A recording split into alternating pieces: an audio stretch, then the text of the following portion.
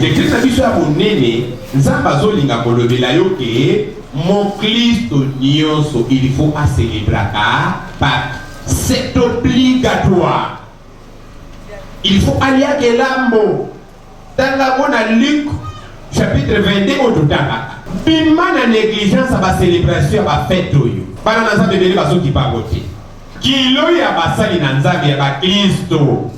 Eza ba fête yo. Mbotama Yesu, kufa Yesu, lycée kwa Yesu, konetwa Yesu na likolo. Eza ba simoko oyo nanga foto considéra kango na mitema na biso mobimba. Tout négligence kango tout minisa kango te lokola bato na mokili. Balinga kongo biso lokola ba histoire moko inutile. Et loko foto sala biso mibale ya wana. Lelo ne évite que na yo ofongola motema o célébrer Christ n'entrée na ye a konta na motema na yo. Alléluia. Zaba pambola ye. Luc 19 28 à 44. Luc chapitre 19 verset 28 à 44. Luc 19 verset 28 à 44 n'attendez na kombo na Yesu. Après avoir dit cela, Jésus marcha devant la foule pour monter à Jérusalem. Lorsqu'il approcha de Bethphagée et de Béthanie, vers la colline appelée Mont des Oliviers, Jésus envoya 2 de ses disciples en leur disant: allez au village qui est en face. Quand vous y serez entrés, vous trouverez un anneau attaché sur lequel personne n'est jamais, n'a encore jamais monté. Détachez-les et si quelqu'un vous demande pourquoi les détachez-vous, vous lui répondrez: le Seigneur en a besoin. Ceux qui étaient envoyés partir et comme Jésus comme ils détachaient l'anneau, ce maître leur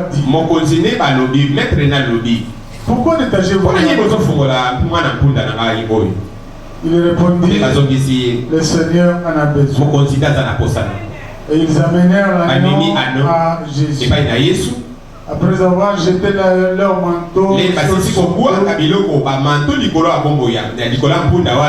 firent monter Jésus. À mesure qu'ils avançaient, les gens étendaient leurs vêtements sur les chemins. Déjà, il approchait de Jérusalem vers la descente du mont des Oliviers. Alors toute la foule des disciples, remplis de joie, se mirent à adresser à haute voix des louanges. Alléluia. Célébrer, c'est louer avec éclat, avec joie. Pour tous les miracles qu'ils ont. Il disait: béni soit le roi qui vient au nom du Seigneur. Paix dans les cieux et gloire dans les lieux très hauts. Du milieu de la foule, quelques pharisiens dirent à Jésus: Maître, reprends tes disciples. Il répondit: je vous le dis, si eux les pierres crièrent. Quand il approcha de la ville et qu'il Jésus pleura et dit: si seulement tu as aujourd'hui, ce qui peut te donner la paix. Mais maintenant, cela est caché à tes yeux. Des jours viendront où tes ennemis t'entoureront, des branches fortifiées t'encercleront et te serreront. Ils te détruiront, toi et tes enfants de toi, et ils ne laisseront pas toi parce que tu n'as pas répondu au moment où tu as été. Amen. Amen. Amen. Amen. Alors, pendant la communauté, voilà, Yesu Alléluia. Dans le verset 29, pour la connaissance, au Christ, il y a pour déterminer un droit. Oyo aloya komata asalaki c'est l'omniscience. Alléluia. Connaissance soit des fandale razotala makambo ayibi yango meme lolingi nini ezaleli lolingi nini ekozalela attitude abate ekozala nini adversaire akoloba nini mokolo mpunda akoya kobopesa réponse oyo bazolakisa autorité na ye souveraineté na ye ya kozepa ya lona te ya kopikole pa ya lona te ya kofongole pa ya kangisa te mpunda nazo représente yo oyo nzambe azokangola po asalela oyo nzambe azokangola po atire gloire na mokili bato ebele bakangoli bango lokola Israel bafungoli bango lokola bampunda batire gloire na bango epai na Satana. Satana atire gloire epai na bango na façon na bango de parler na lolenge na bango akosalela surtout na façon na bango akoservir nzambe mwana na nzambe ino siko nazobeta sete nanu saleli nzambe te po na nini pourquoi nzambe atiki yo libre po na nini nzambe afongoli yo na singa punda nzambe afongoli yo na singa po kende te nzambe afongoli yo na singa po bilamba etandama possibilité ya kohonore ye possibilité ya koeleve ye possibilité nzambe atire gloire epai na yo possibilité ya koyebisa boyini soni ya kodepouye Satana oyo akangaki yo oyo akondanaki yo na bambiso personnel mpunda wana abongisamaki deja ozomona hommage wana hommage réservé epai na baroi basalaka kaka bongo ya komata na mpunda surtout mingi ezalaki baroi lelo bauti bitumba gane lere azozonga bakohonore lere azoya na mboka le abimaki libanda lere azozonga lere bazoyamba ye quelque part na bamanifestation officielle bazalaki na système akobwaka maputa liboso et surtout ça c'est remarqué tobeteli yango sete ezalaki déjà prévu mbondamano na mabele awa eza hasard te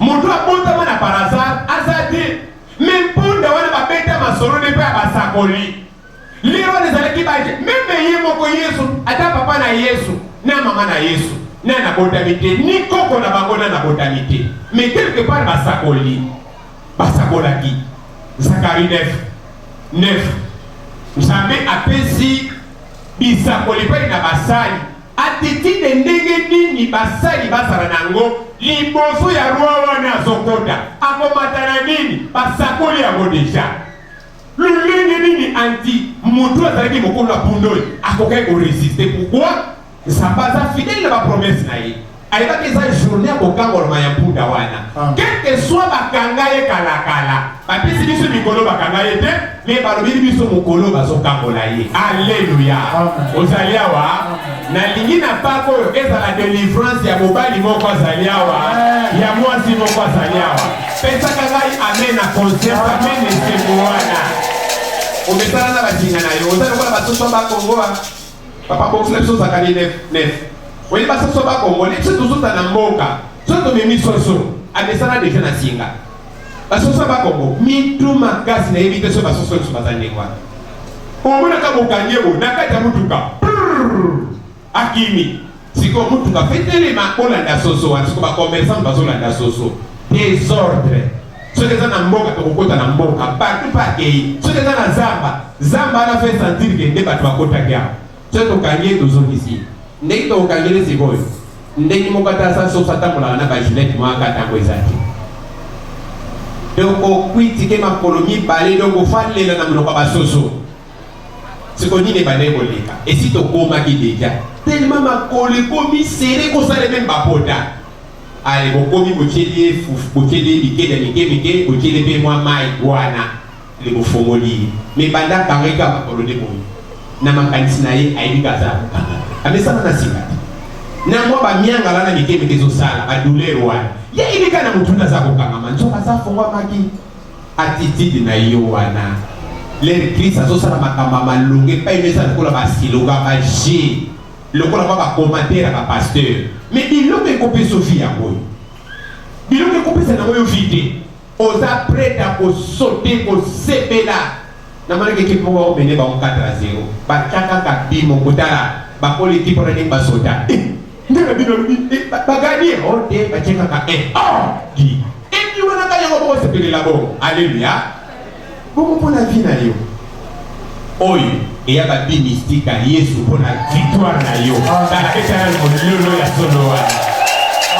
Papa moko Yesu ayeko kangola. Nana mama ba Yesu ayeko kangola.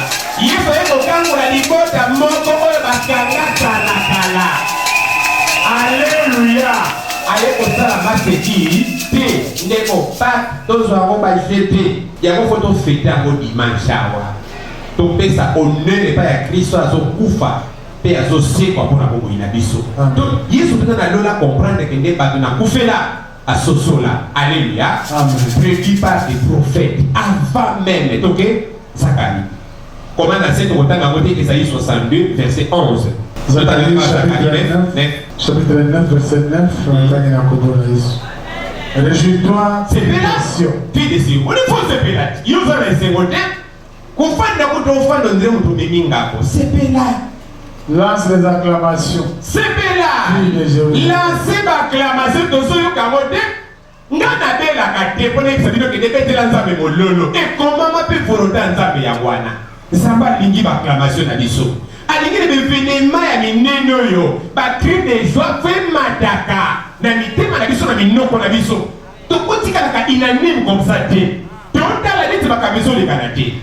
Ndano baki na bete libino ba flit bobinité na sele libino ba kamonioso bobinité n'a pris cet exemple dit oh génération boy ba bongi na miracle té ba ngo miracle ka ngeza ka li miracle ya Jonas na libumwambisi pour eloko na bosali lisate makamonioso no sosali la bango baza inani baza déconnecté mwana na nzambe okoki kozala déconnecté té na biloko ezopesa ba Kristo fi même aux autres enseignements moka lokuta quelque part papa ba fondago et ça va faire ba juif et ça va faire na bisoté c'est faux ce que ça m'a dit na yo soit wana est nécessaire prédit par des prophètes bato ba ya baka entre ya Christ et nous pas di boso basa nango soit alléluia ba clamation na bango fezala bandinga ba oyemba Yesu akota ke nango mochi ukanisi na ndenge na pokandenge ni biloko ni tokolia obanda olia ko pe banda olembaka te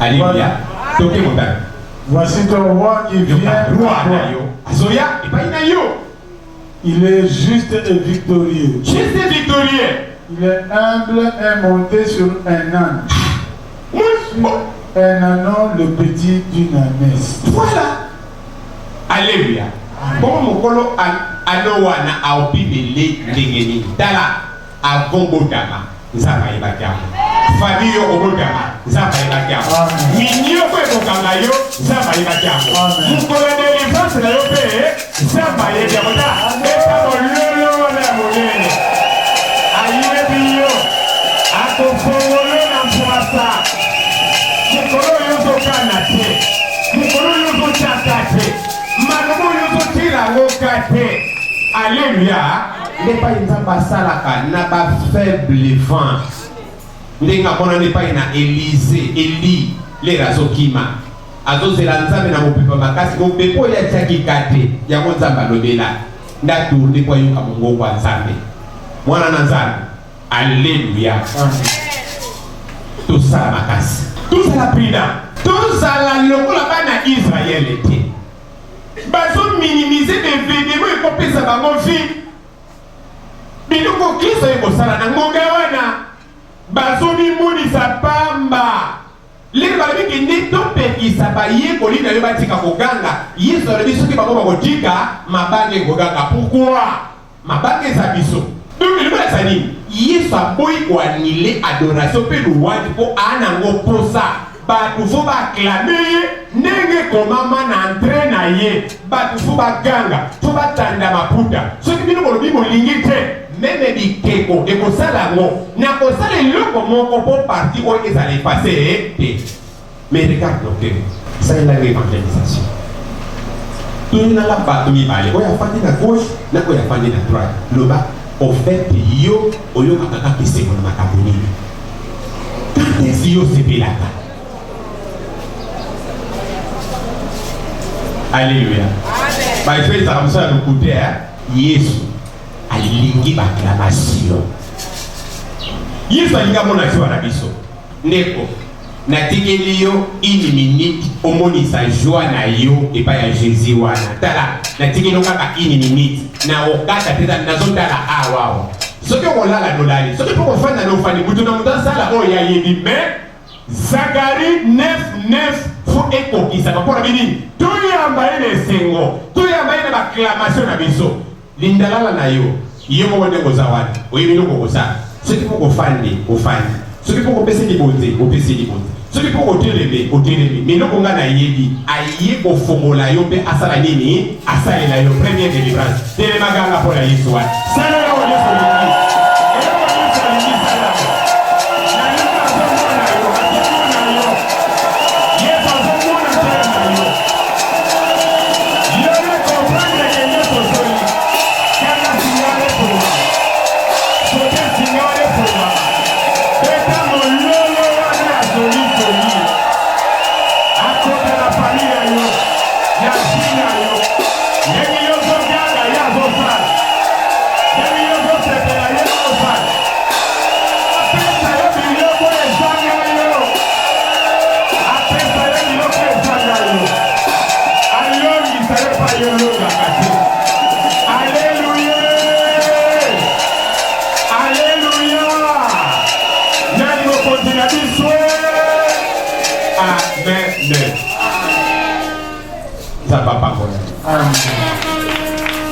ça y a un bon ami pour tout ça l'examen de conscience.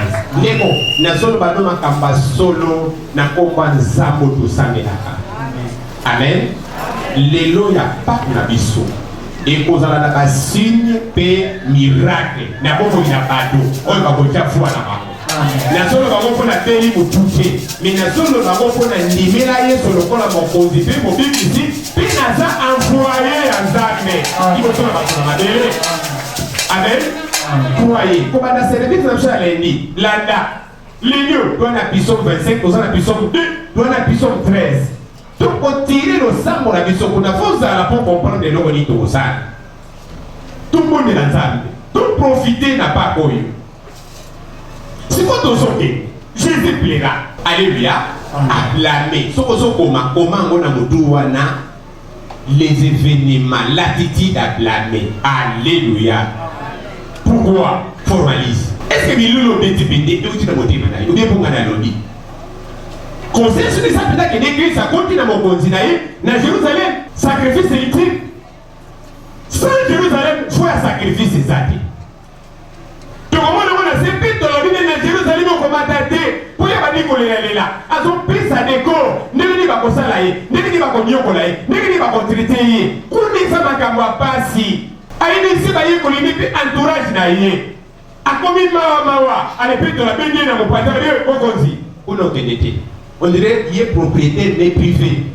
Ali kuno ko matate et puis vous aussi moi tate et dans la paix de l'autre asala violent asala moi pritel péché wana mais azuli bate sans entrer sans les sacrifices ultimes il a toujours péché ya musuli péché pe de nature à oli côté de musuli pita péché à péché na mai asai le côté asa identité atangate ayeko le côté mais donc entrer wana pe sacrifice ultime n'est pas possible possibilité malgré toute l'intelligence n'est limitée mon livre n'ensemble akamaye azala mokonzi ecclésia amen formalisme osala pour adorer ça osala pour sepela na nzambe mais likolo bibebu na yo kaka au fait au fond de guerre na yo eloko qu'est-ce que l'adoration te Nzambe azanani Yesu masi azanani to sosola te sikoyo po tozo mêlé parmi les sauveurs les mini sauveurs de la terre tu vois la histoire de tout la biso ils sont là les abisso créés par l'ennemi pour une ngato adoration à soloté pour une ngato za la bénité pour une ngato excité Nzambe salate pourquoi plairait Jésus les ratali moka à comprendre formalisme. Alléluia. Pe amoni hypocrisie. Ya bato bazo yemba. Atali bango penda sui. Koto asimili na zo ningisa. Mais les atali na miso molimo amoni na libanga aobamba e. Azo comprendre même fulo basa ko acclamer ngai. Bango akokende ko signer arrêt de mort là. Oui baka. Nana boma Yesu. Folo. Ngana dunia yote. Nana bomisa Yesu. Ino! Tumomisa Yesu. Soto zalimi lokola mutu moko. Ya kombola kufa Yesu. Uba tuna biso décision te. Yo kayo makabono ba. Atoka pata ye koli. Na ba pharisien ba saka tumabe. Ba pharisien kaka te. Ba tuna population. Alléluia. Papa totanga oka. Luc chapitre 22. Pendant verset 17. Batuna. Bareduna, balingi babiki sa population negangi à la mort, ba pharisien, bango bazalaki, mais baza minorité, yonanga était aussi neka kufa. Siko ya mwelo kezo lelisa Kristo. Lera so kita ngomba, lera moni ngomba wana, amoni mitita bato, basimba baseti, basimba bamato, bangwana kaka bazo fabriquer ma croix moko na mopanzi na ye deja wana. Ndenge ni bazo sala mission ko bakela ye. Asomona bato bazo tandile maputa. Na moto apesa ki empunda, ndenge na kowanga na ye. Atali bato abimisele ki bakoma para lisobe. Oyi balia ki basepelaki. Balingi bato mole lokola zambe. Bangwana nde bazo kongisa. Donc les Yesu asali ensemblage ya ba vision nyonso wana. Ma Yesu esali nini? Ekiti. Abadolela. C'est ça les deux autres dans l'église. D'autres y pour nous adorer les âmes wana, mais à disposition à biso. Alléluia. Les âmes négatifs. Les âmes négatifs. Ce que c'est dans mon âme de béda et c'est côté. Vous voyez, dans le négocié, vous savez pas quand ça va. So lingoyi na yote. Ce que les refoués nous nous obéit les moulons. Est-ce que ça va éviter que nous allons une fausse serviteur? Vous voyez, il est dans la délivrance. Vous savez qu'il y a la lamentation. Mais que d'autres gars la prière. C'est quoi adoration zawadi? Adoration zabi bebu. So les apida ya motema. Na hivi na mte. Okabila kanza bamoni no sai la kenini. Na chorale na bino pa yo fani. Et le point des autres démontrent que nous avons un ndaka solo. Mosali moko dévoué. Et ça nini? Et ça bono. Il est moisate.